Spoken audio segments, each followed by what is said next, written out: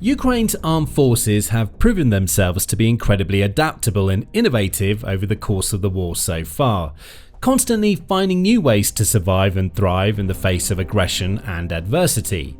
One Ukrainian soldier recently provided yet another example of his nation's remarkable resourcefulness when he pretended to be Russian in order to fool the enemy. What happened after that was, in a word, brutal. But war is a brutal and bloody game, and soldiers do what they have to do to survive. This soldier was a member of Ukraine's 425th Assault Regiment, otherwise known as the Skala Regiment. Formed in 2022 at the outset of the war, the Skala Regiment has featured in numerous reports over the course of the war so far, taking part in assaults against enemy positions and drone attacks on Russian soldiers. The Skala Regiment was also recently in the news as it became just the second Ukrainian regiment to start using American M1 Abrams tanks supplied by Australia, bringing a big boost to Ukraine's armour and offensive capabilities. But this story isn't about tanks, armoured vehicles, or anything like that. It's about nothing but a single soldier, the rifle in his hands, and his quick thinking, creative mind that helped him stay alive in a seemingly impossible situation. Somehow, this soldier found himself cut off from the rest of his unit and walking along a dusty dirt road littered with debris. Mere feet behind him, a Russian soldier followed in his footsteps, and further back, another Russian soldier was also walking that same road. A drone hovering overhead captured the scene as it unfolded, and one can only imagine what the Ukrainian soldier must have been thinking. The countless ideas and eventualities flowing through his mind as he attempted to work out the best possible move to escape this scenario. Usually, in a situation like this, the Ukrainian soldier would stand little chance of survival. He was outgunned and out of position, and the two Russian soldiers had a clear advantage. Had they been paying close enough attention, they should have been able to tell that the man walking ahead of them wasn't one of their fellow Russians. However, both Russian and Ukrainian troops wear quite similar combat fatigues. They're so similar that the forces have taken to donning coloured armbands to help identify each other, so that they don't accidentally open fire on friends or open their gates to enemies. In this case, it seems that the Russians simply don't look close enough at their new companion to figure out his true identity. Perhaps the Ukrainian soldier also removed any visible signs of his true nationality from his uniform before the Russians got too close, making it easier for him to blend in. The drone footage shows that the three soldiers eventually get closer together and start to walk side by side. They would likely have been chatting with one another at this point, and once again the Ukrainian troop has the advantage here, as millions of Ukrainians speak Russian as well as Ukrainian. Some even have Russian as their first language, making it incredibly easy for them to pass themselves off as Russian should the need arise. And even though some Ukrainians have chosen to stop speaking Russian and embrace their own language since the invasion began as a form of protest against their oppressors and a way to better connect with their national identity, many Ukrainians who grew up speaking Russian have continued to do so. In contrast, while many Russians can understand Ukrainian, many don't speak the language regularly. Thanks to that, it would be quite difficult for the average Russian soldier to pass as a Ukrainian, but Ukrainian soldiers, like the man featured in this clip, have a much easier time blending in with their enemies. While it's not clear what, if anything, was said between the three soldiers, it's highly likely the soldier spoke Russian to avoid arousing any suspicion. Even so, he was still in an incredibly dangerous situation. All it takes is a single mistake, a single word out of place, a single suspicious act, and the Russians might have figured him out and turned their rifles on him. The soldier had to make the right moves to get out of that situation in one piece, and that's exactly what he did. The drone footage shows the Ukrainian start to slow his pace and lag slightly behind his new companions, who simply march mindlessly onward, unaware that they're taking their last few steps on this earth. Suddenly, seizing his opportunity and doing what he has to do to escape with his life, the Ukrainian raises his rifle, firing one shot into the head of the Russian soldier closest to him, who falls lifelessly to the floor. The disguised Ukrainian then rushes towards the second Russian, who seems to have a split-second moment of realization, turning around as fast as he can, but not fast enough. The Ukrainian opens fire, sending the second soldier tumbling to the ground a few feet from his comrade. The Ukrainian soldier then quickly flees the area to safety, while the drone watches on from above. There are no exact details about where exactly this incident took place, though some analysts suggest that it may have occurred in Boykovka, a small settlement situated around 10 miles northeast of Pokrovsk. According to real-time deep state maps of the conflict, this area is believed to be under Russian control at the moment, but this incident suggests that the Russians may not have such a strong grip of the area after all. Either way, it's a dramatic story, and another demonstration of Ukrainian creativity and resourcefulness. Even with extensive training and experience, there are few soldiers in the world that would have been able to remain as calm and cool under pressure as this brave Ukrainian. Some would have most likely tried to simply flee with their lives, or turned around and opened fire on the Russians as soon as they became aware of their presence, entering an uneven firefight they would likely lose. Instead, this man made the exact right move, continuing to act perfectly normal, even as the two men who'd been ordered to kill his people walk up beside him. He bided his time and didn't hesitate when the right moment presented itself, and it's thanks to that he's still breathing, while the Russians are not. Given how well this soldier handles such a high pressure, life or death situation, it's possible that this wasn't even his first time pulling off a sneak attack of this kind.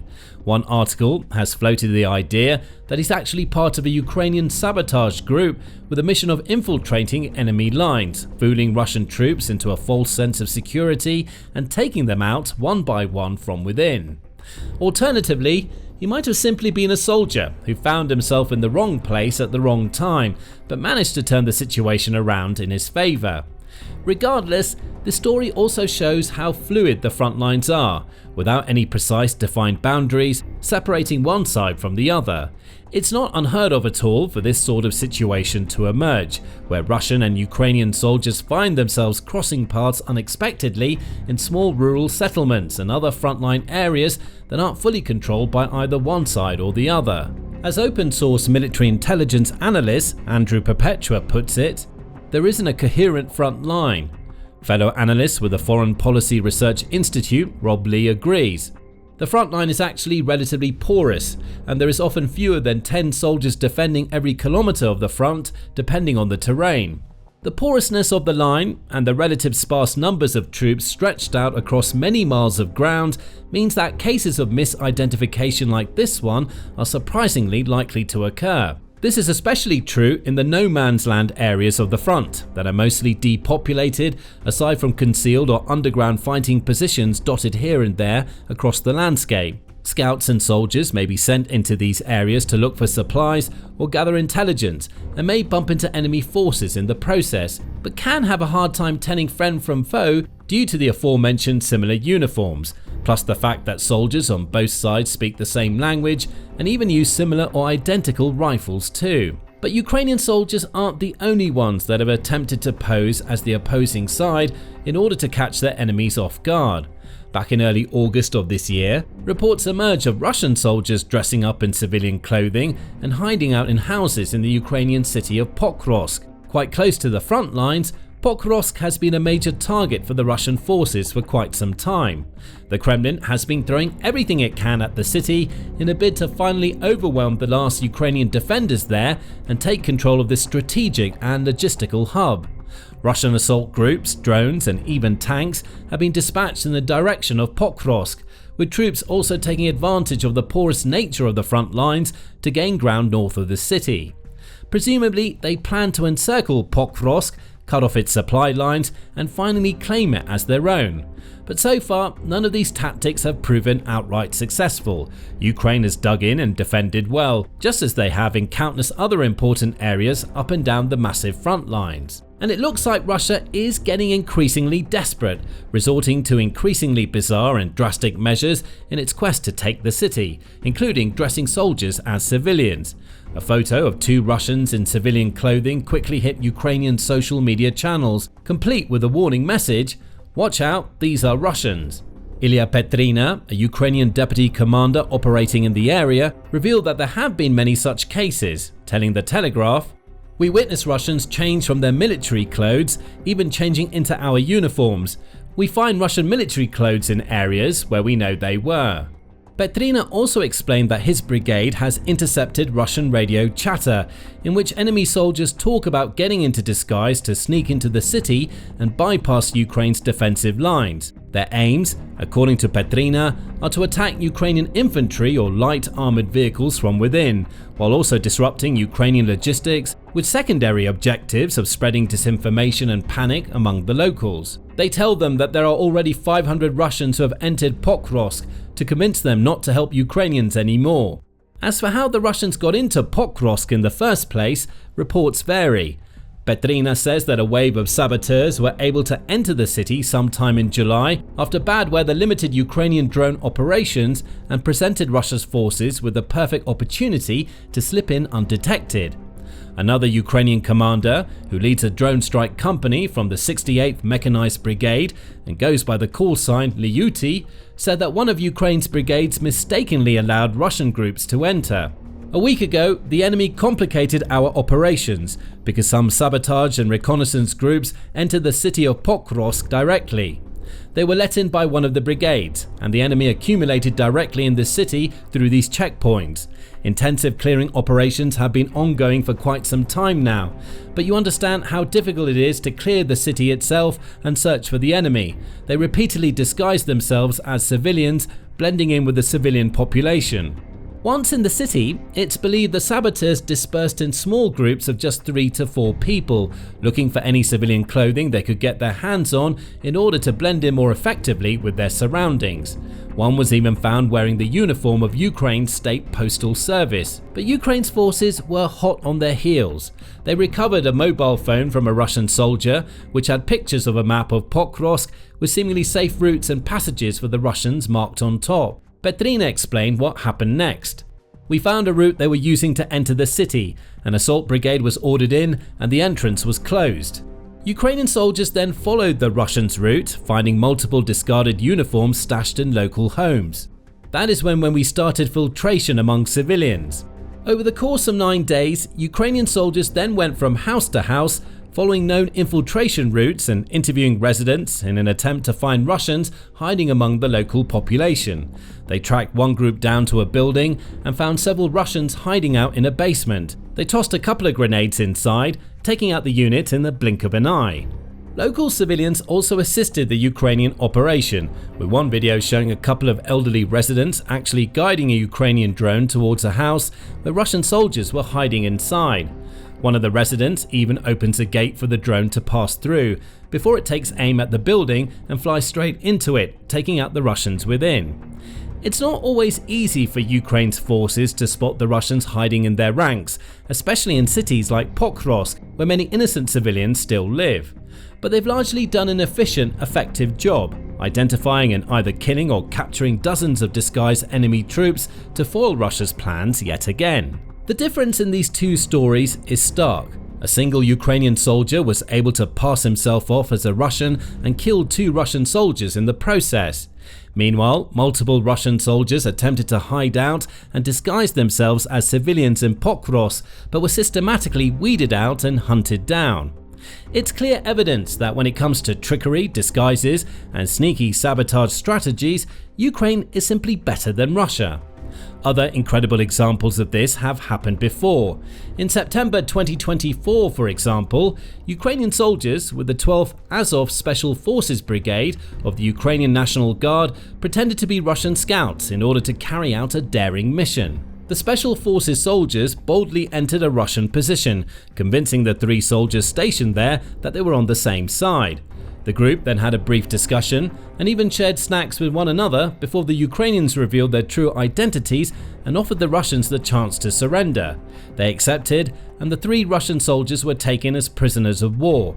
They were later interviewed on camera, confirming that they had been treated well in captivity and advising their countrymen to not go to war. A similar situation unfolded in January 2025, when Ukrainian soldiers of the 2nd Company of the 2nd Assault Battalion of the 3rd Assault Brigade captured no less than 6 Russian troops after another sneaky sabotage maneuver. An assault group first went behind enemy lines to neutralize a Russian observation post situated quite close to the front lines. The post was designed to monitor the movement of Ukrainian troops and equipment to keep local Russian forces informed of their enemy's movements and whereabouts. Once they had control over the area, the Ukrainians identified a Russian unit hiding out in a well-camouflaged dugout. They then came up with a clever plan, yelling out in Russian and pretending to attack the dugout. The real Russian troops hiding inside, worried that they were about to be stormed by their own troops, soon emerged from their hiding spot right into the grateful arms of the Ukrainian forces. There was even a case in May 2024 when a Ukrainian 3rd Assault Brigade squad captured a Russian radio after an intense skirmish somewhere north of Kharkiv.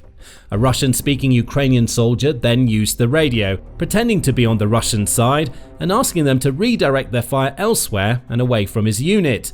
The Russians did as they were ordered, opening an easy path for the Ukrainian brigade to surround and take them out. Unfortunately, not all Ukrainian soldiers are simply pretending to be on the Russian side. Some Ukrainians have chosen to work with Russia and fight against their homeland, preferring to pledge their allegiance to Moscow rather than Kyiv. And the Kremlin is attempting to extract as much value as it can from these troops. It's formed entire regiments and brigades out of Ukrainians from occupied territories, like the 132nd Motor Rifle Brigade, which was part of the recent Russian charge northeast of Pokrovsk as the country's forces attempted to encircle the city. Given that these Ukrainians have grown up in regions like Donetsk and Luhansk and have lived there all their lives, they know the land well, which gives them a notable advantage. This was pointed out by analyst Rob Lee, who revealed that the 132nd Brigade had managed to infiltrate quite deep behind Ukraine's defensive lines back in August. The infiltration was conducted by soldiers from the Russian DNR 132nd Motorized Rifle Brigade, which is composed of soldiers from the occupied areas who would better understand the area and potentially blend in. The extent of their movement isn't fully clear, but these groups infiltrated more than 10 kilometers past the Flot and possibly much further. Unfortunately for them, Ukraine's defenders also know their homeland well and use their knowledge and tactical superiority to battle back. The Ukrainian 1st Azov Corps and other units, including the 425th Assault Regiment, launched a major counterattack in the area, all but wiping out the 132nd Motor Rifle Brigade and reclaiming lost land in the process. So, whether they're facing up against Russians pretending to be Ukrainians, or even Ukrainians fighting on the side of the enemy, Ukraine's armed forces continue to demonstrate remarkable resilience and tactical strength, finding ever more innovative and impactful ways to outwit their enemy. Now, learn more about Ukraine's latest successes in our recent video, which details how a new drone upgrade is about to give Kyiv a serious aerial advantage. Or, for more insights and information about the war, check out our breakdown of why Russia annexed Crimea back in 2014 and how it all ties into Putin's long-term plans. And finally, make sure you subscribe to our channel too, so you can stay informed and up to date on everything that's happening in Ukraine and beyond.